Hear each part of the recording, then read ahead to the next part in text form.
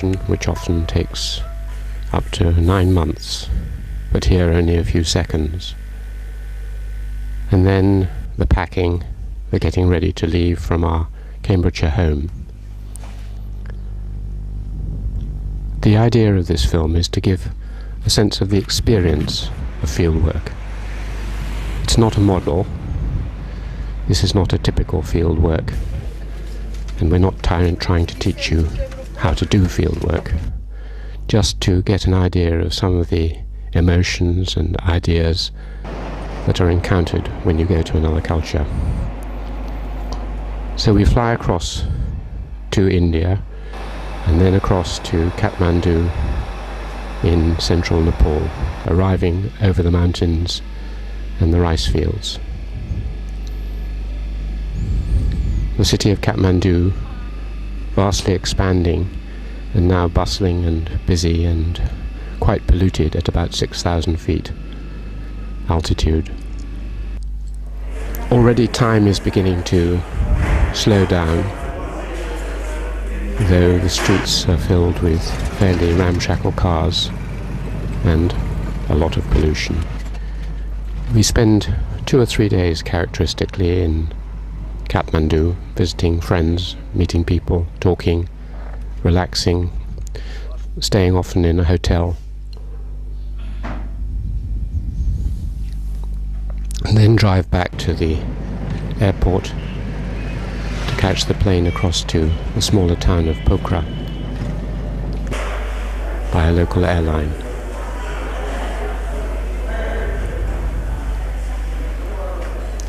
Again, a lot of waiting, slowing down from the rush of Western life. Not too many flights on this day. This local flight across to Pokhara takes about 40 minutes, whereas if you go by bus or car, it takes a whole day. Small planes which will fly across, showing the vast expanse of the Himalayas on the right.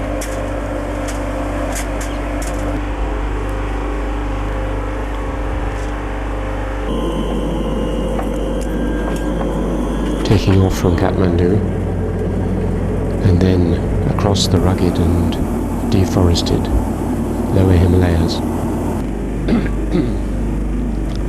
In Pokhara, the first wheel that arrived here in the 1950s was on an aeroplane. At about 2,000 feet, a beautiful warm town, still with much charm. An intersection of the east and the west, where the Gurungs, the people we're going to work with, marked in the centre of the map, live. About 160,000 of them, or a little more in that area, centred around Pokhara, many of them now living in Pokhara.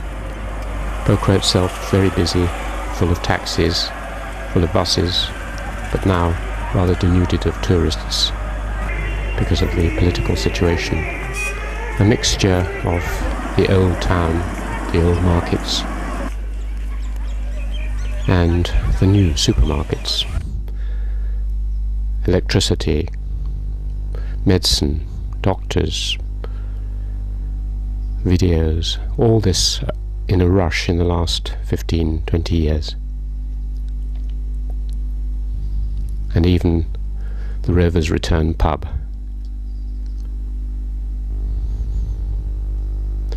And everywhere, Coca-Cola.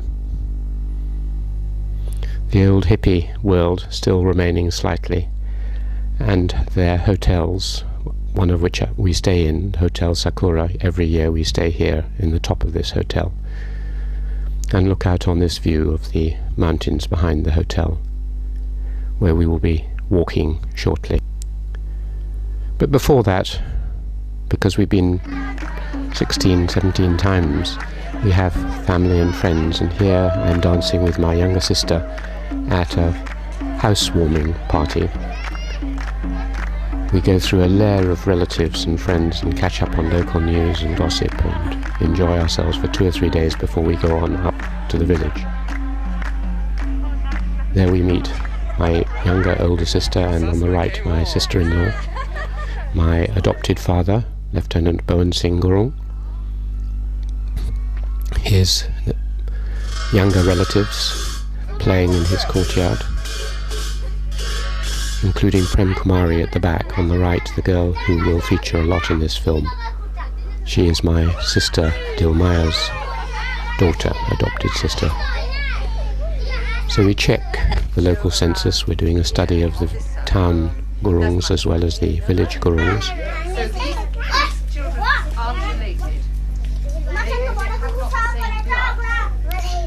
And life carries on smoothly with Prem Kumari combing a relative's hair.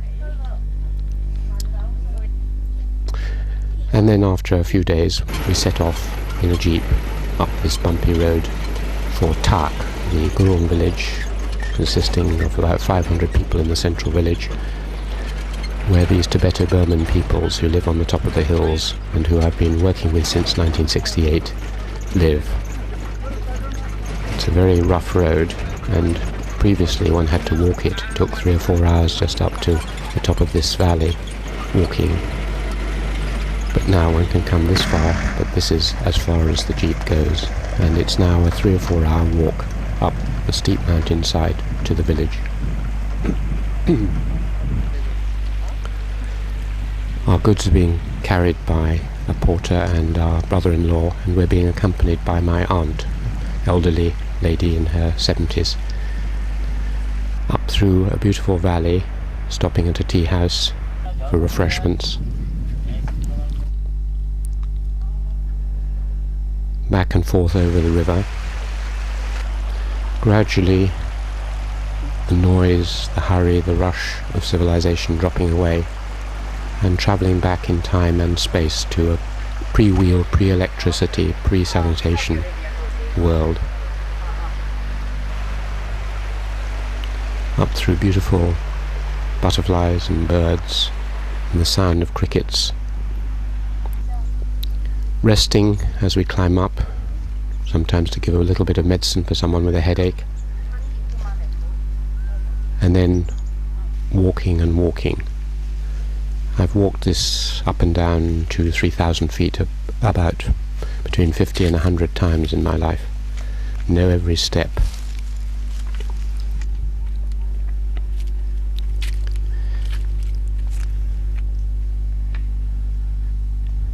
As long as one takes it easy, it's fine.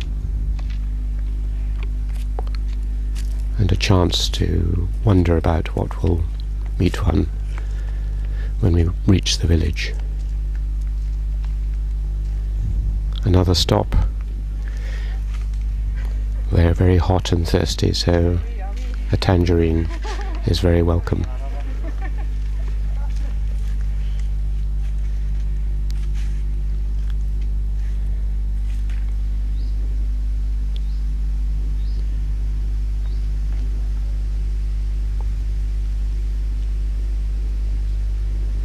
To be shared with my brother-in-law Sujay, and then on up the steps, stopping to look back. There's the valley we came up in the jeep in the far distance, and then looking up to the village, still another 1,000 feet above us. We meet old friends who greet us and say, "It's nice to see you again."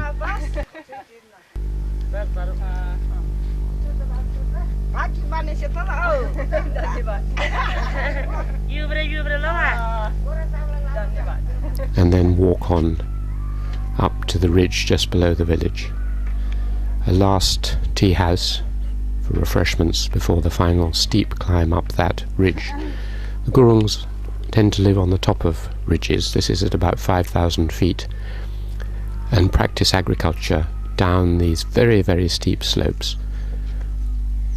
They get the wood from above and the fodder and then carry it down to their grain fields below. And at last we arrive in the village at our house to meet Dilmaya Gurung, my sister, her daughter Prem Kumari, and the family.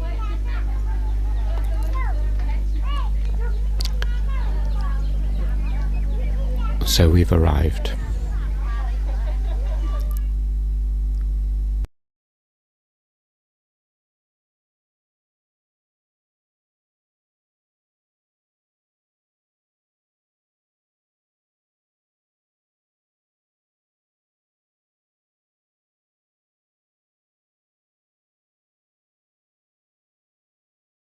after various different tries, we've decided to build a little house which gives us some privacy, a room to work in and to shut the door and work and leave our things out, and a room for our sleeping and washing and clothes.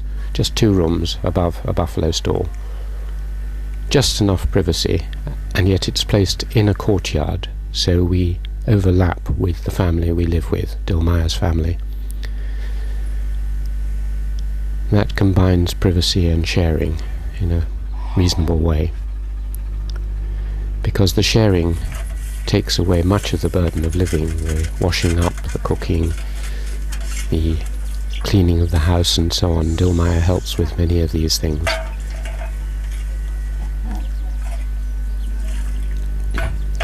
But we still have to keep ourselves clean, which is quite a struggle in a village like this.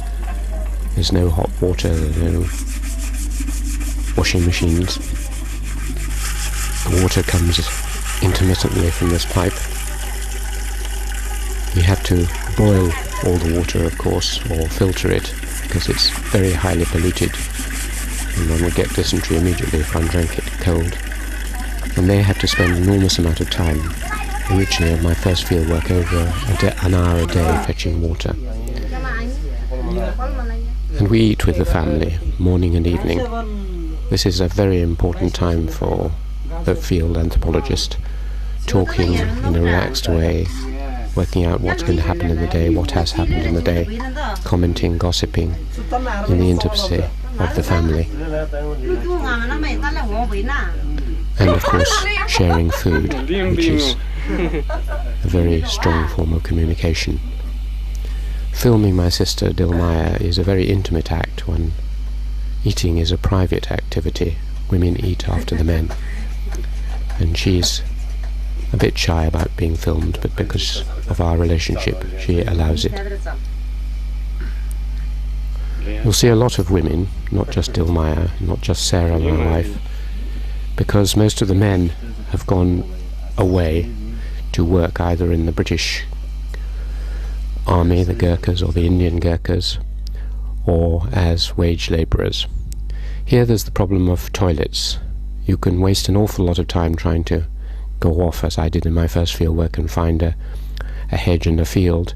So after various experiments they built us a toilet, but it had terrible effects because the thing became infested with mosquitoes in the water tank, and here we're trying to stop the mosquitoes escaping. And this is a typical example, or an example of the effects the field anthropologist often has on a community by altering something and then having unintended consequences. Dilmaya is trying to hear the sound, and she can. The water itself, as mentioned, is polluted, and for the first time Dilmaya can see what's inside the water, some of the tiny creatures, through a microscope. There are other hazards. There are leeches in the summer which bite everyone, including the anthropologist, and of course you often become ill. Here I've got a very bad cold. Nearly everyone becomes ill in the field in many parts of the world, and of course the people themselves are ill nearly all the time. Almost everyone has something wrong with them. This little girl has got a fever, and the witch doctor on the right is trying to cure her, and her mother is also taking precautions by giving her a paracetamol.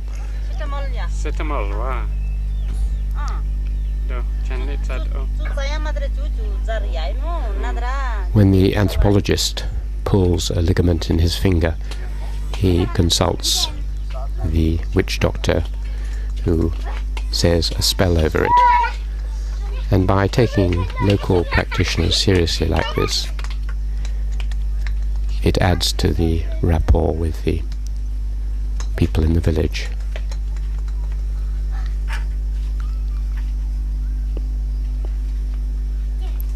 The finger was much better after this, I can assure you. Mutual grooming, of course, is a very important form of communication. Here Prem Kumari is having the luxury of Western hair soap, shampoo, and blowing bubbles, and Sarah is grooming her. It's a very intimate gesture. And Dilmaya's here washing my hair. She wouldn't normally wash a man's hair, but it's very interesting that she was prepared to do this and to make acid comments about the absence of my hair, because it shows a lot about the equality between men and women and the absence of honour and shame. Then there's the question of what you wear. If possible, you try to wear clothes that would fit in. These are special occasion clothes which Sarah's being dressed up in for a ritual or a dance, and she's dancing with Judy Pettigrew, one of my PhD students who has worked in a nearby Gurung village and is demonstrating how you dance.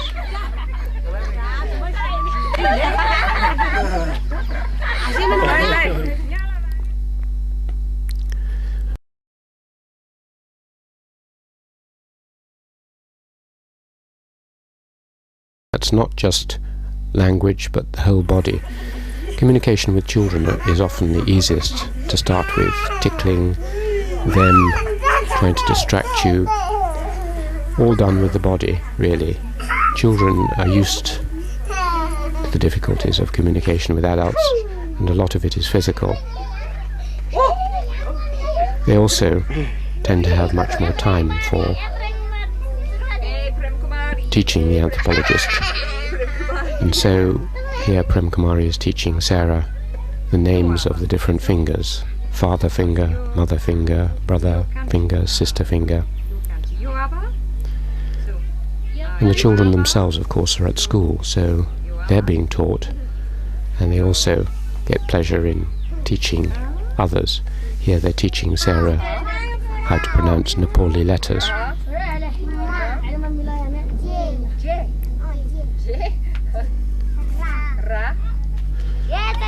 And one learns from adults and young men.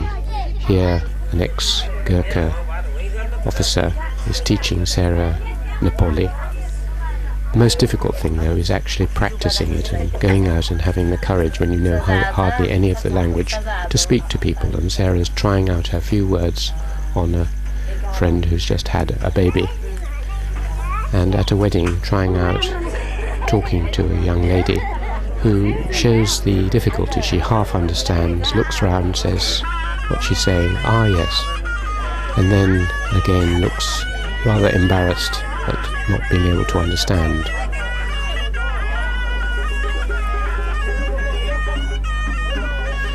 But if you have some photographs to talk about, this is my aunt, this is my uncle, animation and excitement.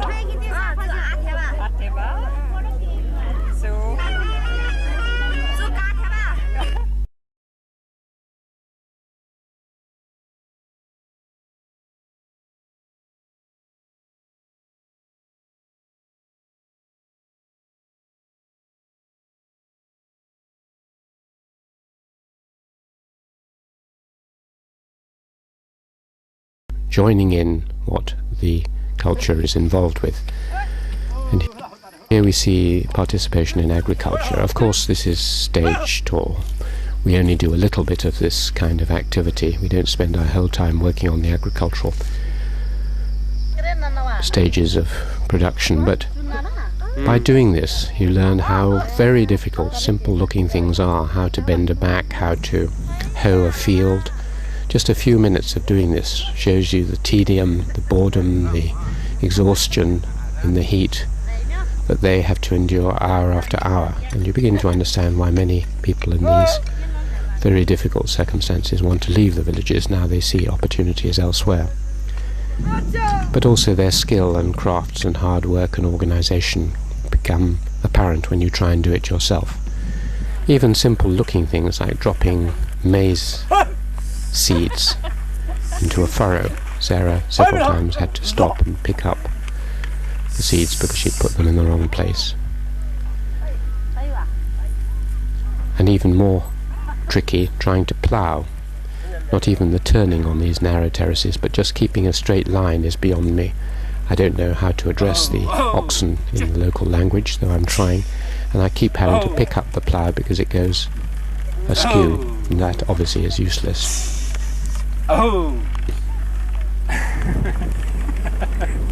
Go to Thai. Oh! So wherever they're doing something, picking up stones from the growing rice or harvesting the rice, which looks pretty easy as you watch it from a bank, but when you try and do it, you see the rice is really very hard, the sickles are not very sharp, and after 10 minutes of this I became exhausted, tired and irritated, bitten by small insects, hacking away. And even harvesting millet, head by head by head, just to provide a very small meal, is hard and hot work. And then when you've got the grains in, they have to be processed. The rice has to be dehusked. And using this foot pedal husker with a long lever is really exhausting work. Women used to, characteristically before diesel mills, spend 3 or 4 hours every night, early in the morning, doing this, just to produce enough rice for a day's food. It's alright for a few minutes and with a companion, but on your own. And quite skilled getting the rice in the right place, and even more skilled in the sifting of the husk away. If you watch her left hand, you'll see it flicks up, and that's the secret of it, flicking and hitting the tray. Prem Kumari trying to imitate her mother and take the stones out of the husk, and then Sarah trying to do it, and of course she doesn't know what to do with her left hand and the flicking. You're trying to learn this. Not only do you learn how difficult it is, but you also make them the teachers and you the learner, which is very important in establishing a balanced relationship with people. But of course Sarah hasn't the strength or the skill or the knowledge to do this. Sarah learning how to weave with the backstrap Indonesian loom. Clifford Geertz described the anthropologist as looking over the shoulders of the informant who is looking at the culture. But this is reversed. Here, the informants, the people themselves, are looking over your shoulders, teaching you about the culture. So this is one stage on in anthropology, where you become the learner, they become the teachers, and as demonstrated here, this often causes great amusement on their part at your inability to see how to do it. But they're usually very helpful, and they put their arms around you and show you the culture.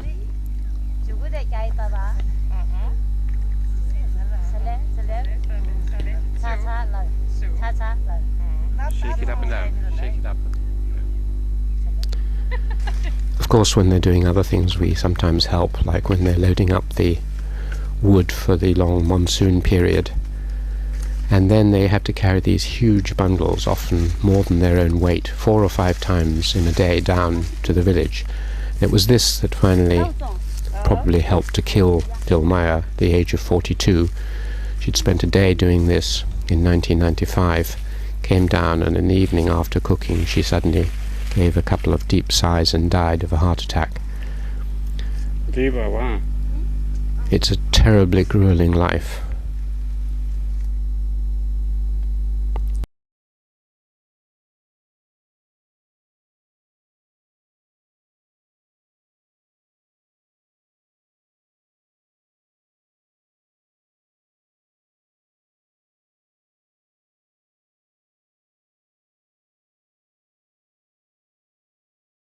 Here we're going off to a small puja that is being done at a house for a young man who's abroad, and so they've got in some Brahmin priests to do a ritual.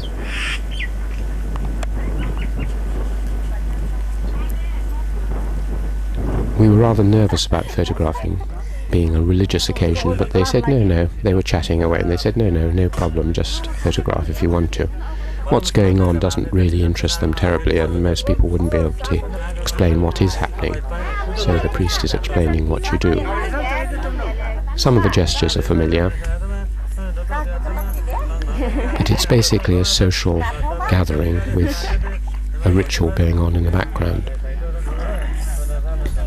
And it's a matter of sharing, in getting involved in bits of it, and at the end getting involved by sharing the Tika mark on the forehead made of rice.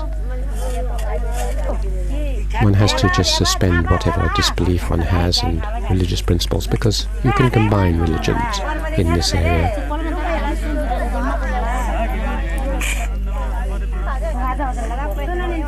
The Brahmin going round, and he's putting a substance which Dilma is putting on her forehead, but Sarah drinks and then indicates to me, just by facial gestures, that this is cow's urine.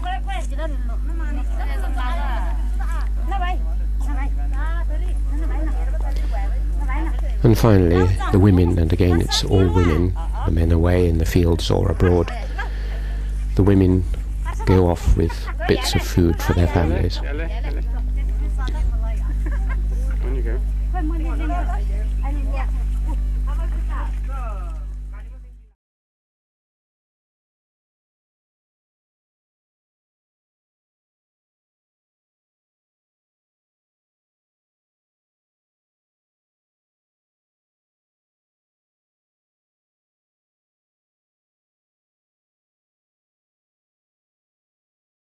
The dead man from a photograph we'd taken my uncle, and some Buddhist lamas chanting. This goes on for a day and a night.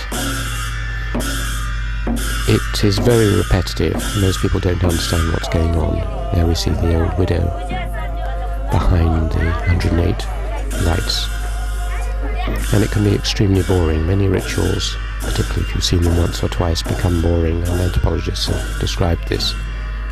But there are bits that are interesting. The relatives bowing 108 times.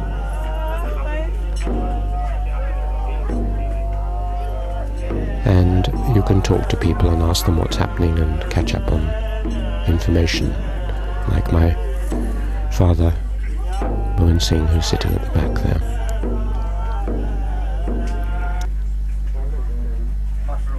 And talking to Sarah.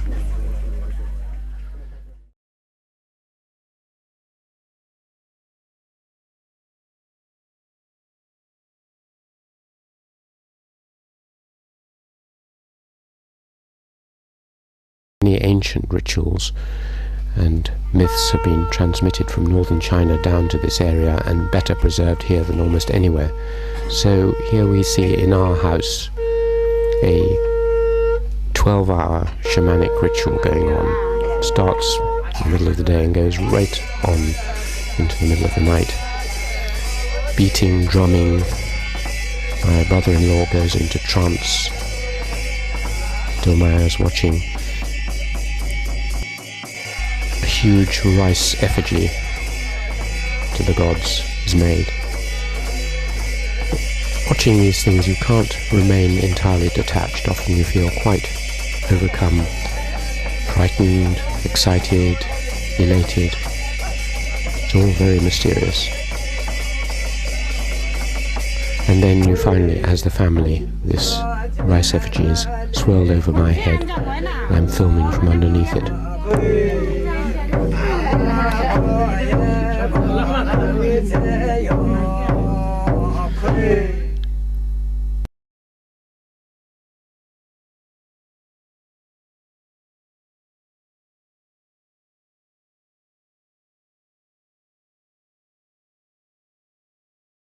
Two young girls before puberty. The one on the left is just nodding and going into trance, the other one doesn't.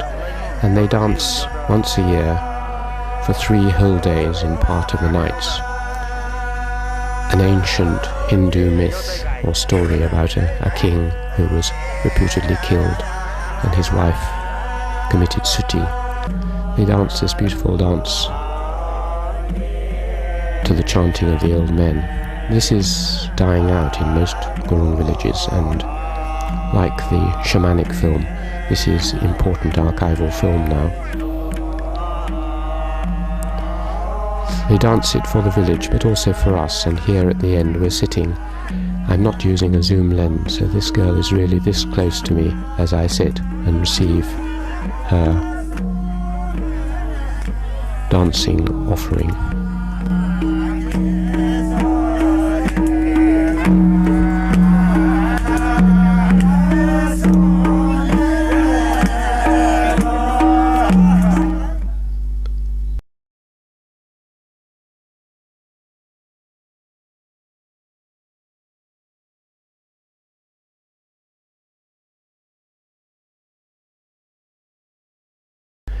And here in brother-sister Tika ceremony, husbands, wives, brothers and sisters honour each other with little marks on the forehead and by feeding each other. So I'm first doing this to my wife, then my sister is putting the marks on me. This is done as a kind of harvest festival in the autumn. This was done once with us, with Dilmaya, the last time we saw her before her death. And it's the most intimate and honouring occasion. Above all, it's for brothers to honour their sisters.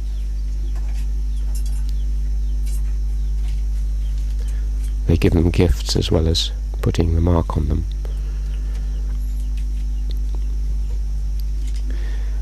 And the sisters put flowers on their brothers.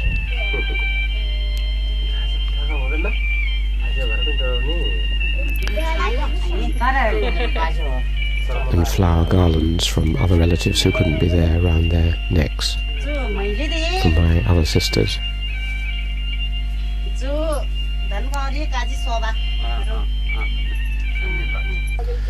Sarah doing the same for her adopted brother.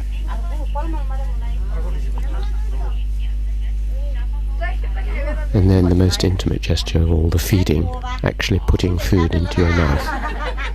Nothing really more intimate than that in public.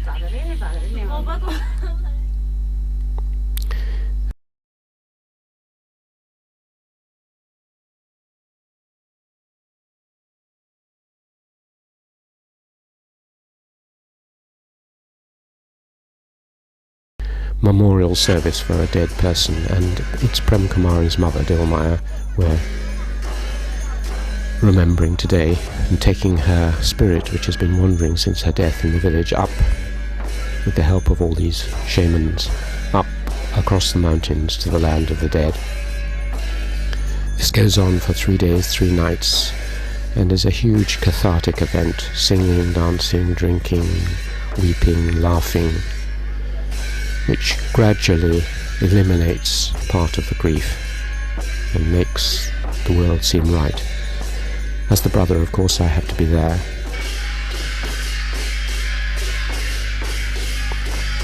And help the spirit leave the village.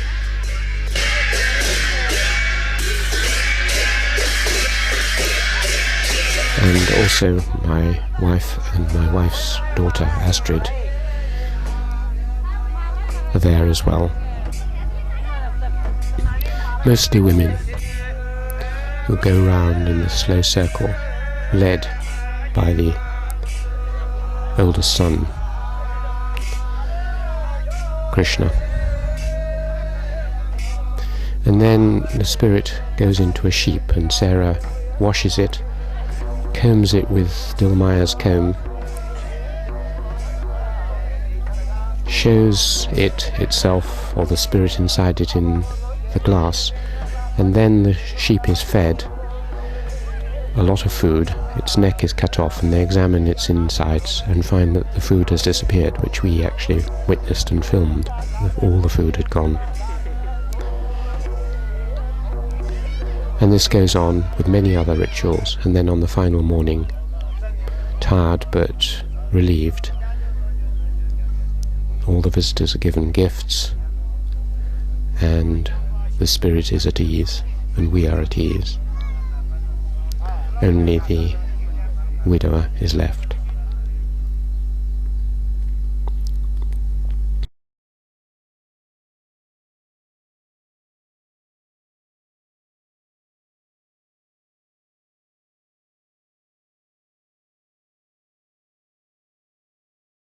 You can observe in different ways. One is to sit and watch someone and then ask them a set of questions about what they're doing, Why are you making this rice mat? How often do you make them?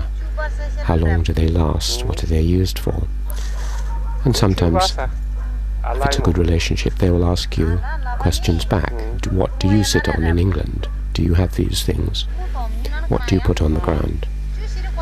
And so you fill in questions about their various activities. You can ask them about their agriculture when they're beating maize. How much maize did you get from a certain field? Was it a bad year for monkeys? And so on.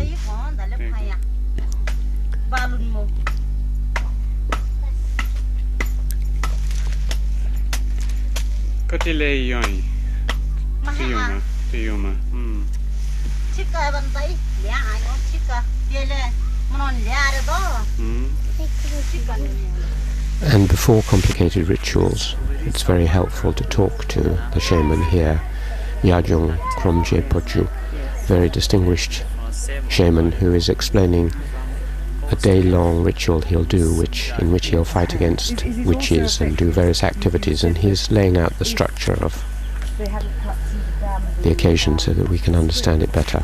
He speaks English. And then there are the formal interviews. I have done a series of a dozen interviews, 20 minutes or so on film with Dilmaya, talking about, very frankly and openly, about all aspects of her life, private, personal, public, directly as sister to brother. Just sitting with a camera on my knee like this, relaxing, talking. This is where the real fieldwork takes place.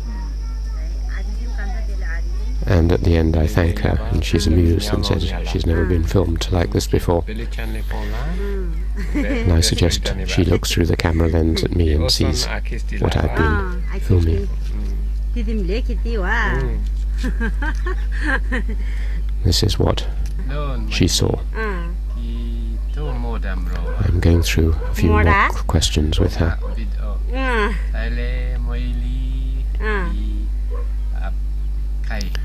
at the end say, press the red button and then you can turn it off.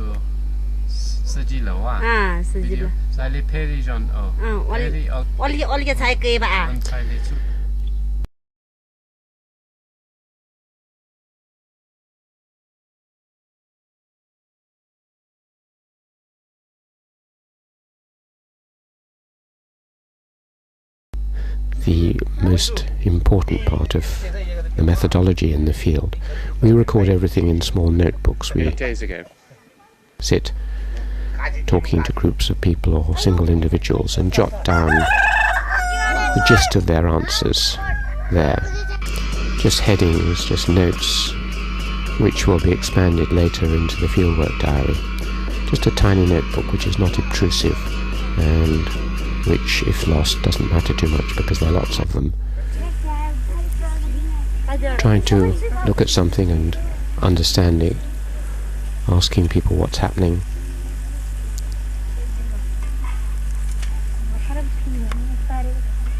If you're very fortunate, then you will find an informant like this. This is Badra Singh Gurung, my other adopted father, who is a mine of information. He carries in his head the whole social, economic, genealogical structure of this village, and for year after year he downloaded this to us so that we had a complete census, a complete inventory of all the possessions, all the wealth, all the status, everything about the village. And hour after hour with him, we transcribed this and later put it into a computer. So we're checking the field surveys and the who owns what and who is sharecropping what. Long, arduous work, often punctuated with colds, as you see with the toilet paper. Really grinding work, but it makes the difference between superficial and real to in-depth field work of a particular kind. A total reconstruction of a village, which is what we've been trying to do for over 30 years. Badra Singh trying out his English, using one English word and much amused by that. Mir leid, wenn wir bim low to aber English former. So we check the census and genealogies. Each year they're put into the computer, updated and then brought back on the following year. The census is actually gathered by going house to house to house and checking what's happened, whether there have been any new babies, anyone's died, anyone's gone abroad, making little notes. This is in the lower caste. There are tailors and blacksmiths living on the edge of the village, as well as the gurungs in the middle. And this is in one of their houses.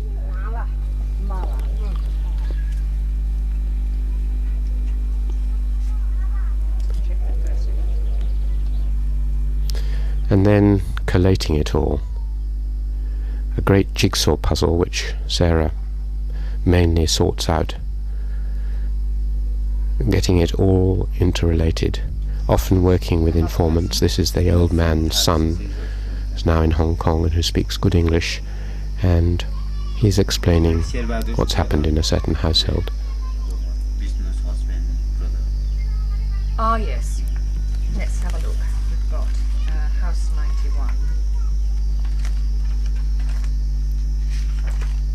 House 91, here we are. This is Dil Bahadur. That's at Lamaket. He's dead. Yeah, he's dead. Maila is Gopal Singh or Bhopal Singh.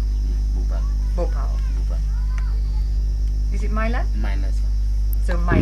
Long Maila's son or Maila work, himself but is living there? Maila. essential So Bhopal Singh.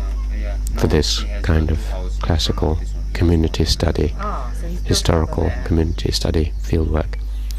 Another way of gathering information is to show people photographs, ask them where the people are now, who they have married and so on.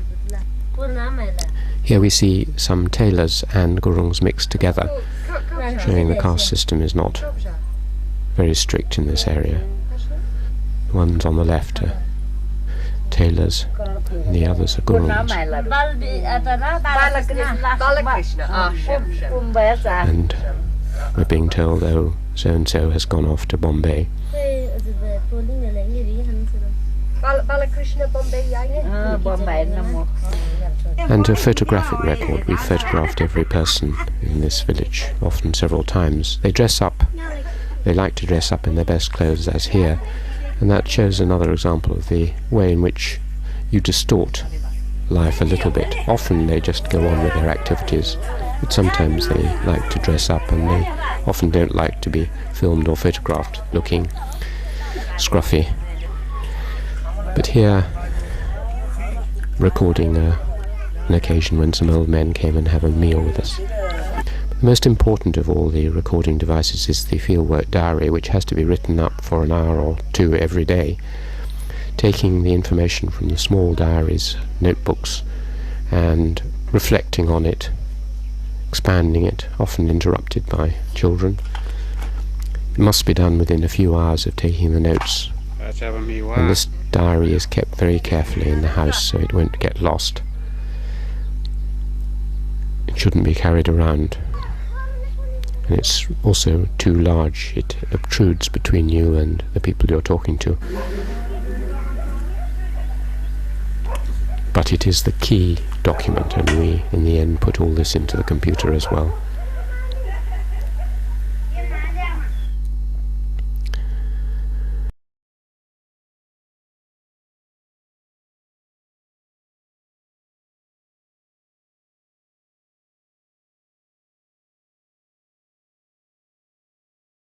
And you need to reciprocate, whether it's just a sweet to a small child. I always carry a pocket full of sweets around with me. Whether it's photographs to give to people who don't normally have a photograph of themselves. These are tailors. Sometimes the presents which we were asked to bring, these are woolen knitted objects which the children obviously don't appreciate, aren't suitable.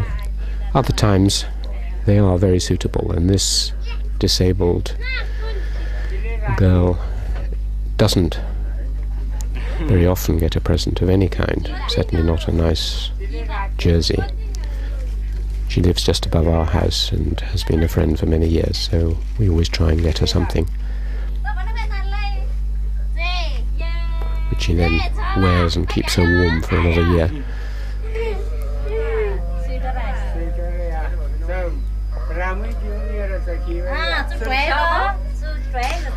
Mother's pretending to take it away from her. More difficult to get nice things for Dilmaya, who's quite choosy. This is an occasion for the exchange of objects, and we tend to buy clothes for Prem Kumari, good, strong, large size clothes, which will see her through another year. And Dilmaya's bought this for Sarah, this sari, in exchange.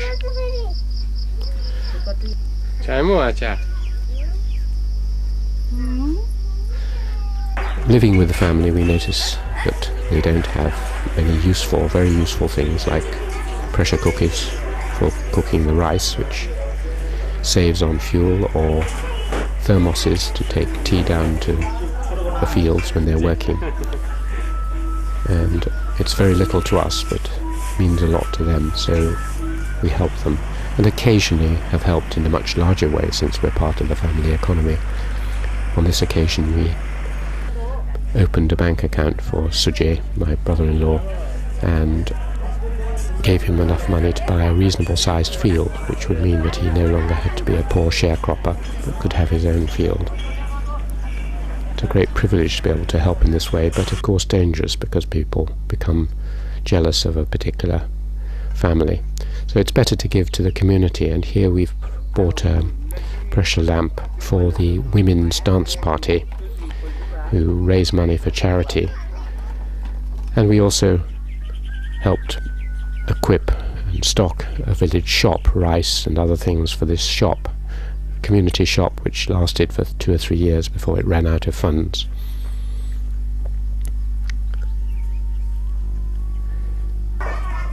Different people can help in different ways. In many parts of the world people want to learn English, and in this village school occasionally Sarah, who's a trained teacher, goes up and does a little bit of teaching. They have hardly any resources, of course, and just a little bit of interest and attention is appreciated. Repetitive rote learning. This is her mother. This is her mother. What is the main English books written for Nepalis rather than for Gurungs. The bicycle is rams. The bicycle is rams. Another way to help is through medicine. The provision of medicine in the village is tiny, just a few pence per person per year, and so when a little boy falls off a terrace and cuts himself, we can put on some antiseptics and soothe him.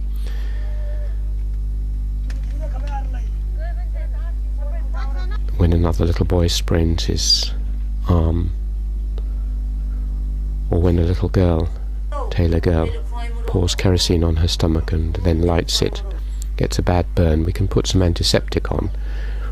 Otherwise she might well have got gangrene and died, and here she is a year later, and we can see that though there's a mark on her stomach, it's actually healed very well and she's fine. Now she's in her mid-teens.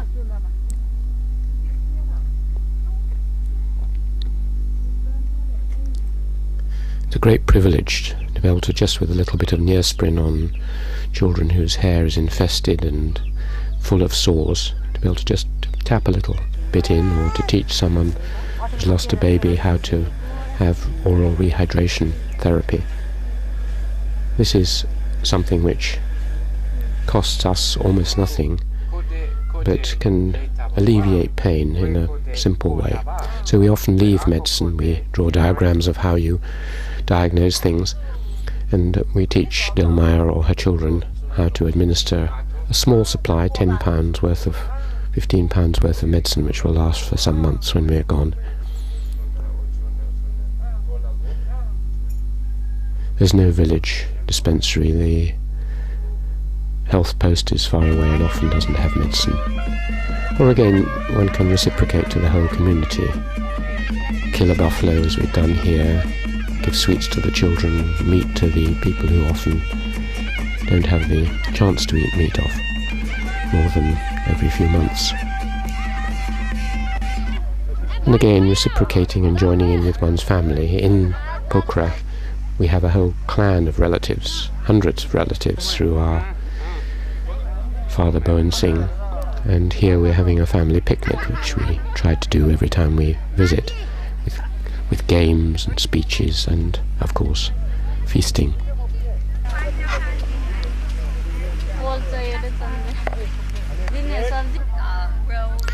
They very kindly provide white sliced bread sandwiches. To find us cheese and bread and so on, then it would be. Another way to reciprocate is to be involved actively, politically or culturally, and here I'm explaining that as an anthropologist I very much value their traditions, their myths and rituals, and that they should try and preserve them.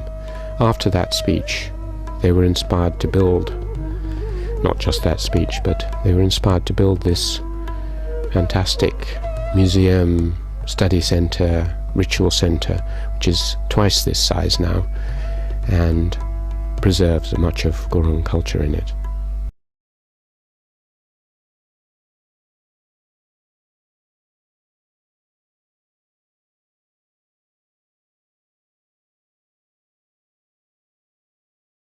The actual leaving is often deeply disturbing.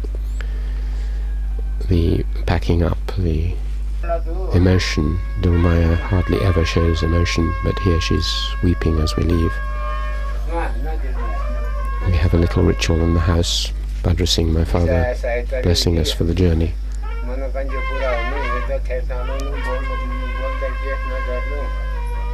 After the intensity of fieldwork and all those warm relationships, it is a wrench how much one is looking forward to. Hot water and television or whatever. Sometimes we just slip out of the village, other times the village band with us, the Taylor band, plays aside.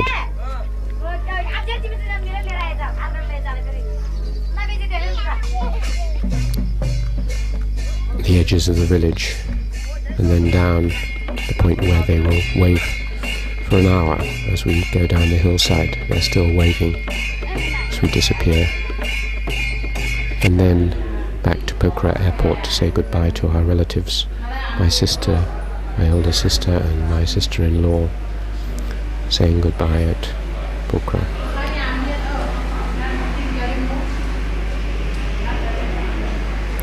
Don't forget us, they say, which we won't.